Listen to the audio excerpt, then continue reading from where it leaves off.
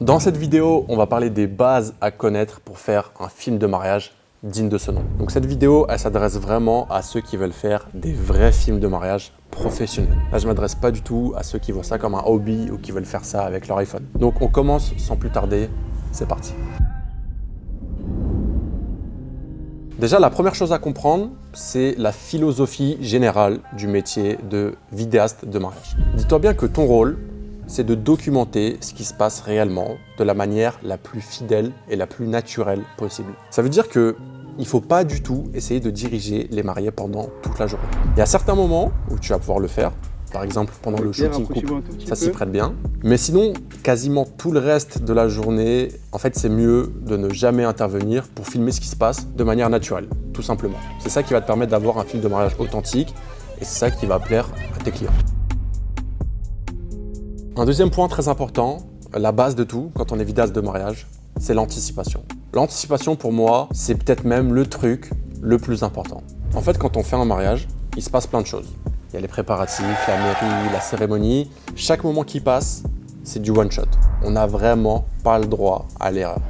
Et le seul moyen de ne pas rater des moments clés qui ne vont jamais se reproduire, c'est l'anticipation. Donc ça veut dire que vous devez tout anticiper en amont. Vous devez faire le point avec vos mariés avant le mariage. Vous devez vraiment connaître le programme détaillé heure par heure de toute la journée. Le fait de bien connaître le programme, déjà ça va vous permettre de bien vous placer le jour J, d'avoir les bons réglages et en fait c'est le meilleur moyen de ne pas stresser. L'erreur à ne pas faire, c'est d'arriver à un mariage les mains dans les poches en se disant moi je verrai bien sur place, moi je suis sûr de moi. Non.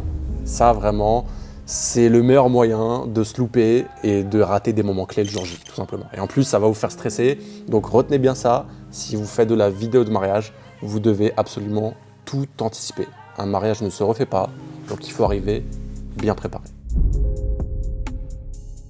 Maintenant, on va parler technique un peu, on va parler d'image. Voilà, vous le savez, un mariage, c'est le plus beau jour dans la vie d'un couple.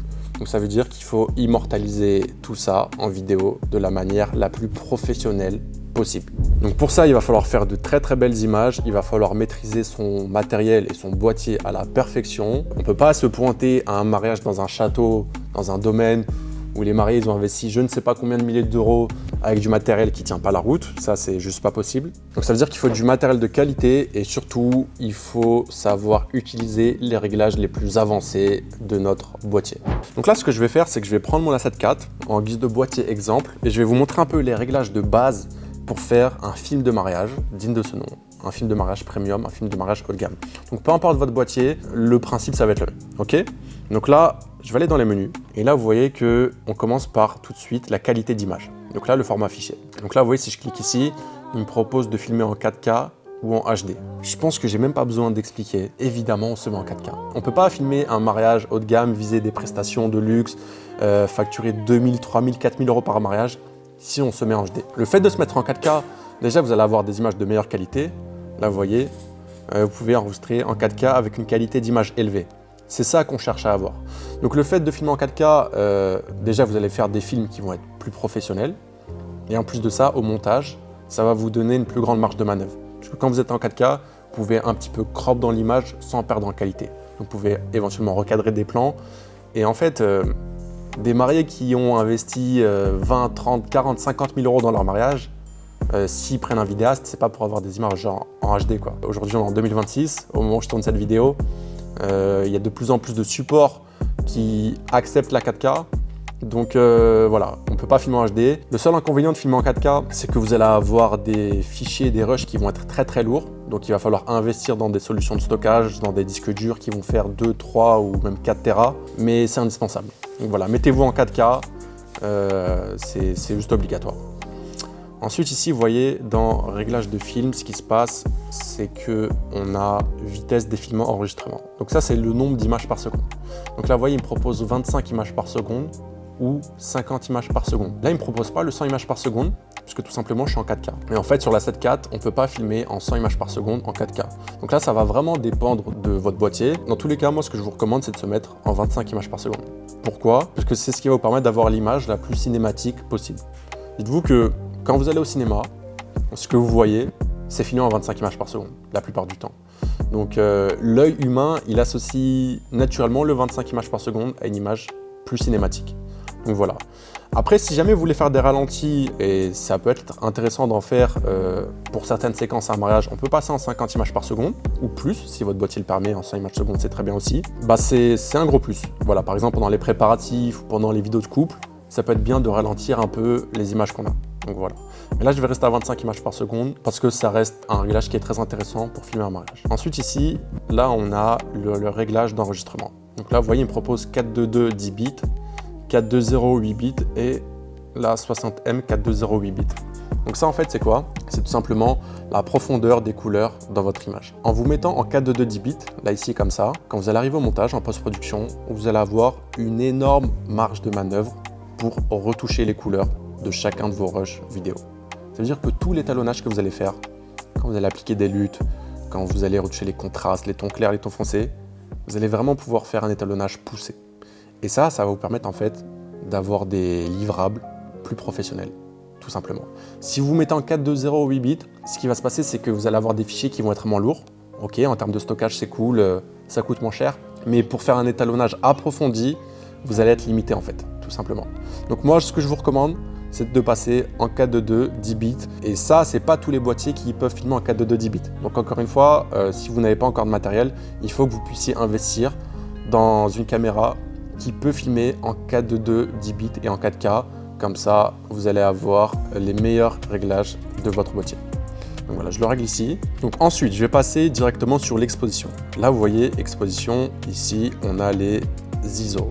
Donc ça, c'est très important. Peu importe votre boîtier, vous allez devoir gérer vos ISO. Donc là, ici, vous voyez, j'ai plein de valeurs. Il me propose ISO 400, 500, 600, etc., etc. Et vous voyez que plus on monte, plus l'image est éclairée.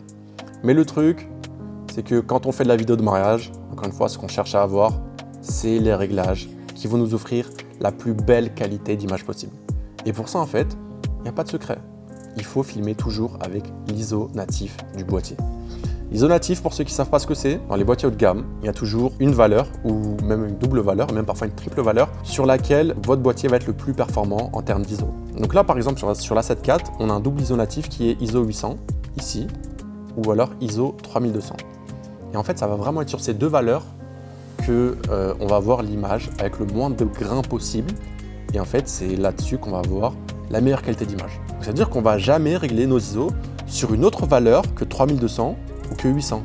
Il ne faut pas tomber dans le piège de se dire ah là, je peux mettre à ISO 500 ou ISO 320. Non, parce qu'en fait, ce n'est pas l'ISO natif. Même si la valeur est plus basse, vous allez avoir beaucoup plus de grains dans l'image que si vous êtes à 800. Renseignez-vous sur quelle est la valeur ISO native de votre boîtier, que vous ayez un Nikon, un Panasonic, un Sony, ça va changer en fonction de ce que vous avez.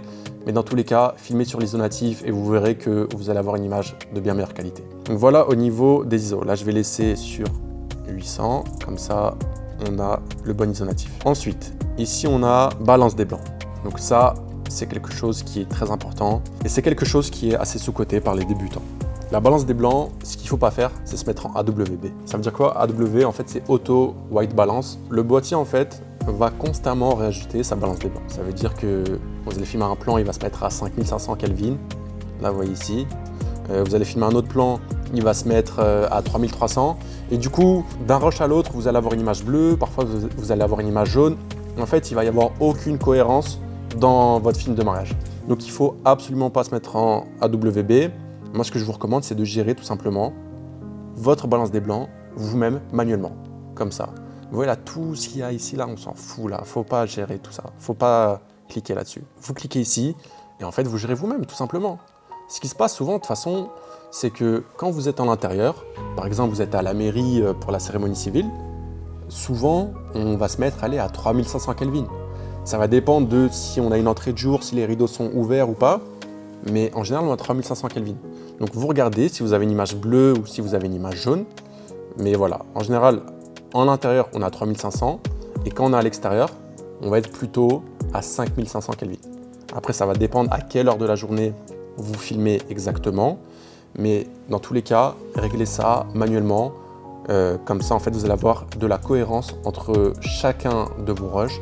Et ça va vous permettre d'augmenter la qualité de vos films de mariage, tout simplement. Dites-vous qu'une balance des blancs ratée, c'est très compliqué à rattraper en post-production. Même si vous filmez en 4:2 10 bits, je vous le dis d'expérience, c'est très compliqué. Donc réglez-la tout le temps en mode manuel. Ne cédez pas la facilité à l'auto white balance. Si vous voulez vous lancer dans les mariages, faire du premium, faire du haut de gamme et facturer plus de 3 000 € par vidéo, il faut que vous soyez irréprochable sur la qualité de vos images. Donc voilà. La balance des blancs, on se met en mode manuel, toujours. Ensuite, ici on a couleur et ton. Donc là, très important, encore une fois, on a le profil d'image. Donc là, vous voyez sur la 7.4, il me propose plusieurs profils d'image. Donc encore une fois, ça va dépendre de votre boîtier à vous. Mais moi, ce que je vous recommande, peu importe votre boîtier, ça va être de filmer en log. Donc là, sur la 7.4, le profil log, c'est le PP9. Là, vous voyez ici, il me met Gamma S-Log 3. Le profil log, en fait, je pense que vous savez déjà ce que c'est. Vous allez avoir une image flat de base qui va être grise. Mais le truc, c'est que, pareil, quand vous allez être en post-production, vous allez pouvoir retoucher les couleurs de façon beaucoup plus approfondie. Et c'est ce qui va vous permettre en fait de faire un étalonnage poussé dans les tons clairs, les tons foncés, dans les ombres, le contraste. Et ça va vraiment vous permettre d'avoir votre propre style visuel. Si vous n'êtes pas en S-Log 3, ce qui va se passer, c'est que vous n'aurez pas une énorme marge de manœuvre pour l'étalonnage. Après, si vous êtes un débutant, que voilà, vous venez de vous lancer, vous n'avez pas forcément besoin de commencer tout de suite par le log. Vous pouvez par exemple prendre le PP11. Là, vous voyez ici, il me met c'est S-Cinetone. Donc en gros, là, vous n'allez pas avoir une image flat, mais le truc, c'est qu'au montage, si vous voulez retoucher les couleurs et faire de l'étalonnage un peu poussé, bah vous allez être très limité. Voilà, c'est un peu comme shooter en RAW ou shooter en JPEG. Voilà, si on veut faire du film de mariage haut de gamme, on se met en log, donc le PP9 ici. Voilà, peau douce ici, évidemment, on se met en off. On ne fait pas de Photoshop ici. Les zébras ici, c'est pour gérer un peu l'exposition, c'est un indicateur pour nous aider. Donc ça, c'est en fonction des habitudes de chacun. Moi, personnellement, je n'utilise pas. Ensuite, ici, on a la mise au point. Donc ça, c'est quelque chose qui est très important. Et pour le coup, la mise au point, c'est le seul réglage qu'on va pouvoir mettre en mode automatique. Parce que en fait, si on se met en mode manuel, on va devoir gérer comme ça, avec la bague. Et le truc, c'est qu'en mariage, ça va vite. Donc en fait, on va se mettre en autofocus continu. Là, vous voyez, il me propose soit de le mettre en manuel, soit en AFC. Donc on coche toujours AFC, autofocus continu. Et en fait, c'est important d'avoir un boîtier qui a un autofocus performant. Parce que en mariage, voilà, je vous l'ai dit, on est constamment en mouvement. Si votre boîtier n'a pas un autofocus performant, vous allez avoir beaucoup de vos plans qui vont être flous. Et ça, on veut l'éviter parce qu'un plan flou au montage, on ne peut pas le rattraper. Donc là, ce qui est bien sur les derniers boîtiers haut de gamme, c'est qu'on a l'autofocus directement sur les yeux. Donc là, vous voyez ici, il me met priorité au visage et aux yeux. Donc là, il me met on ou off. Donc ça, on va le laisser toujours sur on. Comme ça, on va les détecter bien les yeux. Et surtout, les yeux des humains. Là, vous voyez, encore une fois, ça va dépendre de chaque boîtier. Mais ici, il me propose de détecter soit les yeux d'un animal, soit les yeux d'un oiseau, soit les yeux d'un humain. Donc on coche bien cette case-là. Comme ça, quand on est en mariage, on est en train de shooter, ça va vite. Le boîtier va lui-même repérer un humain pour faire le focus sur son œil. Et comme ça, on aura des images bien nettes sur nos mariés. Mais du coup, voilà tout simplement au niveau des réglages. Donc après, il y a peut-être un dernier réglage dont je peux vous parler, c'est l'ouverture sur votre boîtier. Donc là, vous voyez, je peux mettre à f1.4 ou à f16 ou à f10. En général, on aime bien se mettre à l'ouverture sur une valeur basse pour avoir un beau flou d'arrière-plan, notamment quand on fait les vidéos de couple, par exemple. Mais voilà, on ne va pas shooter tout le mariage à f1.4 ou à f2.8. Par exemple, quand on fait un plan de groupe, le plan Vive les marées, moi que j'aime bien faire, si on se met à f1.4, il y aura des gens sur notre plan qui vont être flous. Donc ça, on va éviter. Donc là, on peut se mettre à f5 ou f6. Mais sinon, en général, voilà, on ne va pas se mentir, on est plutôt allé à f2.8. Et après, juste une dernière chose au niveau du shutter. Là, vous voyez ici, je suis en train de bouger, il me change 1 sur 250, 1 sur 160. Ce qu'on va chercher à mettre, vous connaissez la règle, on va toujours doubler notre shutter par rapport à notre nombre d'images par seconde dans lequel on filme. Donc là, vous voyez, en haut de l'écran, il me met 25p. Donc là, je me mets sur le shutter à 1 sur 50. Et ça, en fait, ça va me permettre d'avoir une image avec un flou de mouvement naturel. Et c'est comme ça qu'on va avoir une image beaucoup plus cinématique et beaucoup plus agréable à regarder.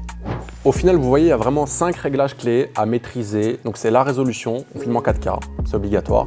Les ISO, toujours filmer avec l'ISO native de notre boîtier. Nombre d'images par seconde. Moi, ce que je recommande, c'est de se mettre à 25 images par seconde ou éventuellement passer à 100 images par seconde pour certaines séquences au ralenti. La balance des blancs, toujours la régler en mode manuel à chaque fois qu'on change d'unité de lieu, puisque sinon, on est mort. Et enfin, la dernière chose, c'est de filmer en log. C'est ce que je recommande vraiment pour avoir une plus grande marge de manœuvre en post-production. Comment parler d'un film de mariage sans parler de l'audio? J'en ai déjà parlé plusieurs fois sur cette chaîne, mais l'audio, c'est vraiment la base de la vidéo tout court.